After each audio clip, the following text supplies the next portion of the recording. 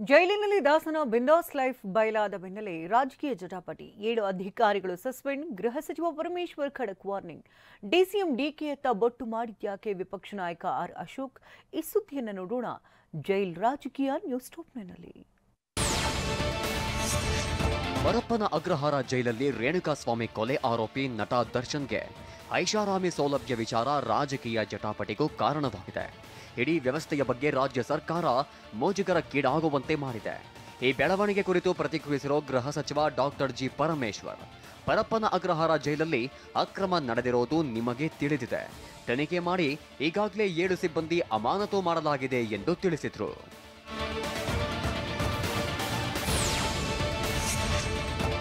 ಜೈಲಿಗೆ ಭೇಟಿ ನೀಡಿ ಅಧಿಕಾರಿಗಳಿಂದ ಮಾಹಿತಿ ಪಡೆದುಕೊಂಡಿದ್ದೇನೆ. ಅಧೀಕ್ಷಕರಾದ ಮಲ್ಲಿಕಾರ್ಜುನ ಸ್ವಾಮಿ, ಶೇಷಮೂರ್ತಿಯಿಂದ ಲೋಪವಾಗಿದೆ. ಈ ಇಬ್ಬರು ಜೈಲಾಧಿಕಾರಿಗಳನ್ನ ಅಮಾನತು ಮಾಡಿದ್ದೇವೆ ಎಂದು ಗೃಹ ಸಚಿವ ಡಾಕ್ಟರ್ ಜಿ ಪರಮೇಶ್ವರ್ ಹೇಳಿದ್ದಾರೆ. ಸಿಗರೇಟ್, ಟೀ, ಕುರ್ಚಿ ಯಾರು ತಂದು ಕೊಟ್ಟಿದ್ದರೆಂದು ತನಿಖೆ ಆಗ್ತಿದೆ.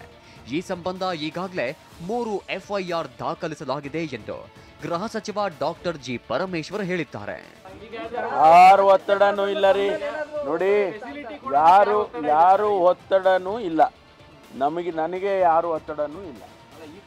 ಈ ಒತ್ತಡ ಯಾರು ನಮಗೆ ಯಾರು ನನ್ನ ಲೆವೆಲ್ವರೆಗೆ ಯಾರು ಮುಟ್ಟೋದಕ್ಕೂ ಸಾಧ್ಯ ಇಲ್ಲ. ಪರಪ್ಪನ ಅಗ್ರಹಾರ ಜೈಲಿನ ಎಲ್ಲಾ ಕಡೆ ಸಿಸಿ ಕ್ಯಾಮೆರಾ ಅಳವಡಿಸಲಾಗಿದೆ. ಇನ್ನೂ ಕೆಲವೆಡೆ ಸಿಸಿ ಕ್ಯಾಮೆರಾ ಹಾಕಲಾಗುವುದು ಎಂದು ಗೃಹ ಸಚಿವ ಡಾಕ್ಟರ್ ಜಿ ಪರಮೇಶ್ವರ್ ಹೇಳಿದ್ದಾರೆ. ಜೈಲಿನ ಒಳಗಡೆ ಐಷಾರಾಮಿ ಸೌಲಭ್ಯ ಸಂಬಂಧ ಐಪಿಎಸ್ ಅಧಿಕಾರಿಗಳ ತಂಡ ರಚನೆ ಮಾಡಿ ತನಿಖೆ ಮಾಡ್ತೇವೆ ಎಂದು ಪರಮೇಶ್ವರ್ ಹೇಳಿದ್ದಾರೆ. ಕೇಂದ್ರ ಸಚಿವ ಪ್ರಹ್ಲಾದ್ ಜೋಶಿ ಮತ್ತು ಸಿಎಂ ಸಿದ್ದರಾಮಯ್ಯ ನಡುವೆ ನೈತಿಕತೆಯ ಕದನ ಜೋರಾಗಿಯೇ ನಡೆಯುತ್ತಿದೆ. ಕೊಲೆ ಆರೋಪಿ ದರ್ಶನ್ಗೆ ಬೇಕಾದ ವ್ಯವಸ್ಥೆ ಮಾಡಿರೋದಕ್ಕೆ ಜೋಶಿ ಕೆಂಡಾಮಂಡಲರಾದರು. ಯಾರಿಗಾಗಿ ಈ ಸರ್ಕಾರ, ಕನಿಷ್ಠ ನೈತಿಕತೆ ಬೇಡವಾ ಅಂತ ಕಿಡಿಕಾರಿದ್ರು. ಇದಕ್ಕೆ ಸಿಎಂ ಸಿದ್ದರಾಮಯ್ಯ ಖಾರವಾಗಿಯೇ ಪ್ರತ್ಯುತ್ತರ ಕೊಟ್ಟರು. ಏನು ರೀತಿ ಸರ್ಕಾರ ನಡೆಸ್ತಾ ಇದ್ದಾರಾ ಅಥವಾ ಜನಸಾಮಾನ್ಯರಿಗಾಗಿ ಸರ್ಕಾರ ನಡೆಸ್ತಾ ಇದ್ದಾರಾ? ಇಂಥ ದುಡ್ಡಿದ್ದವರು, ವಸೀಲಿ ಇದ್ದವರು, ಇವ್ರ ಸಲುವಾಗಿ ಸರ್ಕಾರ ನಡೆಸ್ತಾ ಇದ್ದಾರೆ. ಒಂದು ಮಿನಿಮಮ್ ನೈತಿಕತೆ ಬೇಡವಾ ಸರ್ಕಾರಕ್ಕೆ? ಏನು ಮಾಡ್ತಾ ಇದ್ದಾರೆ ಮುಖ್ಯಮಂತ್ರಿಗಳು? ಅವರು ಸರಿಯಾಗಿ ಕೆಲಸ ಮಾಡ್ತಾ ಇದ್ದಾರೆ. ಅವ್ರು ಯಾರ ಪರ ಇದ್ದಾರೆ? ಅವ್ರು ಏನು ಮಾಡಿದ್ದಾರೆ? ಜೋಶಿಯವರು ಬಡವರಿಗೆ ಏನು ಮಾಡಿದ್ದಾರೆ? ಮಾತಾಡಿ ಟೀಕೆ ಮಾಡೋಕ್ಕೆ ಏನೋ ಟೀಕೆ ಮಾಡಬೇಕು, ಅದು ಟೀಕೆ ಮಾಡೋದು. ಅವ್ರಿಗೆ what moral right he has? Photo ತೆಗೆಯಲು ಪರಪ್ಪನ ಅಗ್ರಹಾರ ಜೈಲಲ್ಲಿ ಮೊಬೈಲ್ ಹೇಗೆ ಸಿಕ್ಕಿತು ಎಂದು ಪ್ರತಿಪಕ್ಷ ನಾಯಕ ಆರ್ ಅಶೋಕ್ ಪ್ರಶ್ನಿಸಿದ್ದಾರೆ. ಜೈಲಲ್ಲಿ ರಾಜಾರೋಷವಾಗಿ ಇಂತಹ ಘಟನೆಗಳು ನಡೆಯುತ್ತಿವೆ. ರಾಜ್ಯದಲ್ಲಿ ಕಾನೂನು ಸುವ್ಯವಸ್ಥೆ ಹದಗೆಟ್ಟಿದೆ ಎಂದು ಆರ್ ಅಶೋಕ್ ಆರೋಪಿಸಿದ್ದಾರೆ. ಕೆಲವು ಮಂತ್ರಿಗಳು ತಮಗೆ ಯಾವ ಖಾತೆ ಸಿಗುತ್ತದೆ, ಯಾವ ಖಾತೆ ಹೋಗುತ್ತದೆ ಎಂದು ಭಯದಲ್ಲಿದ್ದಾರೆ. ಜೈಲಲ್ಲಿ ನಡೆದ ಘಟನೆ ಬಗ್ಗೆ ಸರ್ಕಾರ ಉತ್ತರ ಕೊಡಬೇಕು ಎಂದು ಅಶೋಕ್ ಆಗ್ರಹಿಸಿದ್ದಾರೆ. ಫೋಟೋ ತೆಗಿಯಕ್ಕೆ ಮೊಬೈಲ್ ಎಲ್ಲಿಂದ ಬಂತು? ಅದು ದೊಡ್ಡ ಪ್ರಶ್ನೆ. ಮತ್ತು ಅಲ್ಲಿ ಆ ಥರ ರಾಜಾವರಾಶವಾಗಿ ಕಾಫಿ, ತಿಂಡಿ, ಸಿಗರೇಟು ಇವೆಲ್ಲ ಕೊಡೋವಂಥದ್ದು ಏನು ಆಗ್ತಾ ಇದೆ, ಇದಕ್ಕೆ ಸರ್ಕಾರ ಉತ್ತರ ಕೊಡಬೇಕು.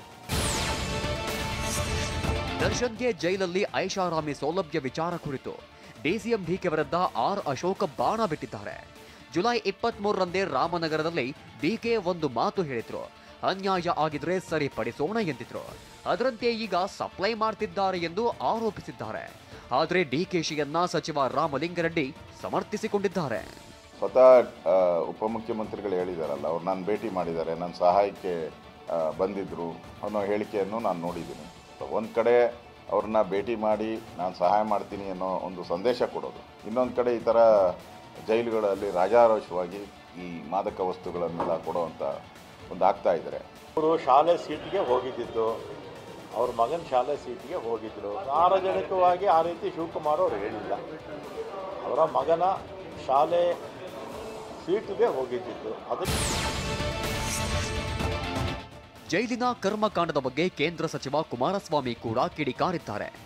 ಈ ಹಿಂದೆ ಪರಮೇಶ್ವರ ಹೈಟೆಕ್ ಸಂಸ್ಕೃತಿ ಇದೆ ಅಂತಿದ್ರು, ಇದೇನಾ ಅದು ಅಂತ ಲೇವಡಿ ಮಾಡಿದ್ದಾರೆ. ಅದು ಪರಮೇಶ್ವರ್ ಕೇಳಿ ಹೈಟೆಕ್ ಸಂಸ್ಕೃತಿ ಇದೆಯಂತಲ್ಲ, ಈಗ ಟೆಕ್ನಾಲಜಿ ಅಡ್ವಾನ್ಸ್ ಆಗಿದೆ ಅಂತಲ್ಲ. ಅವರೇ ತಾನೇ ಮೊನ್ನೆ ಹೇಳಿದ್ದು, ಭಾಳ ಟೆಕ್ನಾಲಜಿ ನಮ್ಮ ರಾಜ್ಯದಲ್ಲಿ ಇಂಪ್ರೂವ್ ಮಾಡಿಬಿಟ್ಟಿದ್ದೀವಿ ಇಲಾಖೆಯಲ್ಲಿ ನಾನು ಬಂದ ಮೇಲೆ ಅಂತ ಹೇಳಿ. ಈ ಟೆಕ್ನಾಲಜಿನ ಇಂಪ್ರೂವ್ ಮಾಡಿರೋದು ಪರಮೇಶ್ವರ್ ಅವರು. ಜೈಲಲ್ಲಿ ರಾಜಾತಿಥ್ಯ ನೀಡಿದ್ರೆ ಅದು ತಪ್ಪು. ಜೈಲಲ್ಲಿ ಪ್ರತಿಯೊಬ್ಬರಿಗೂ ಒಂದೇ ನಿಯಮ ಇರಬೇಕು. ನಾನಂತೂ ಇದನ್ನ ವಿರೋಧಿಸುತ್ತೇನೆ ಎಂದು ಕಂದಾಯ ಸಚಿವ ಕೃಷ್ಣ ಬೈರೇಗೌಡ ಹೇಳಿದ್ದಾರೆ. ಇನ್ನೊಂದೆಡೆ ಸಚಿವ ಪ್ರಿಯಾಂಕ್ ಖರ್ಗೆ ಮಾತನಾಡಿ, ಜೈಲಲ್ಲಿ ಸೌಲಭ್ಯ ಕೊಡಬೇಕೆಂಬ ಉದ್ದೇಶ ಸರ್ಕಾರಕ್ಕೆ ಇರಲ್ಲ, ಸ್ಥಳೀಯವಾಗಿ ಏನೇನೋ ಹೊಂದಾಣಿಕೆ ಮಾಡಿಕೊಂಡಿರ್ತಾರೆ ಎಂದು ಹೇಳಿದ್ರು. ಅದರಲ್ಲೂ ಮರ್ಡರ್ ಕೇಸಲ್ಲಿರೋರು ಅವ್ರು ಯಾರನ್ನ ದೊಡ್ಡವರಾಗಿರಲಿ ಚಿಕ್ಕವರಿರಲಿ, ಒಬ್ರಿಗೊಂದು ಕಾನೂನು ಇನ್ನೊಬ್ರಿಗೆ ಇನ್ನೊಂದು ಕಾನೂನು, ಡೆಫಿನೆಟ್ಲಿ ನಾವಂತೂ ಅದನ್ನು ಒಪ್ಪೋದಿಲ್ಲ. ಈ ಥರ ಸಂಸ್ಕೃತಿ ಇರಬಾರ್ದು. ಯಾರಿಗೂ ಕೂಡ ಸೌಲಭ್ಯಗಳು ಕೊಡಬೇಕು ಅಂತ ಸರ್ಕಾರದ ಉದ್ದೇಶ ಇರೋದಿಲ್ಲ.